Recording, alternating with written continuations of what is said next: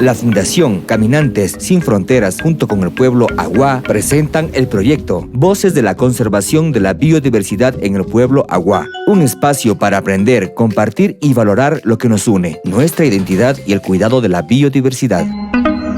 Durante los próximos meses, a través de nuestro enlace radial, hablaremos de los tesoros del bosque Aguá, de aves únicas y de la importancia de proteger el agua, aire y territorio. Acompáñanos en este camino de conservación. Escúchanos, comparte con nosotros en los programas radiales y conviértete en parte de esa voz colectiva por la vida.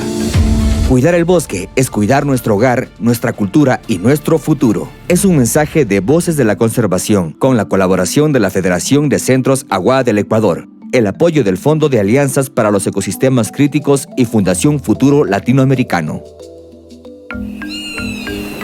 Fundación Caminantes Sin Frontera Wanmakmat Pubula Wagasa Annamdi an Proyecto Pitpara Quinakin Suashpa Pubula Wagaha Anne Kamnei Kahna Quinquan Minmurus au Musara Wanmakki au Munda Samdu Kara Quinakin Suashpara An Mistusne Anas Mumumpara Paran Makpas Chimuh Aonga Lawa Chichumama Sum Alpurachi Kara Chigis Cuidagit Pakwezi au Pistam Kara Surakas Copayagishinani wara kuindagiwas muetkit augasana kuinkwatpay an programa gasa kara anaharaway au pitna wanmakki engal kuyagitne au yel kuyagyamdu makpas au mismo kara au payo amdu ane masakainami pitpara kuinakimi yan waindu fekaigasa kara que waindu Fondo de Alianzas para los Ecosistemas Críticos kara Fundación Futuro Latinoamericano.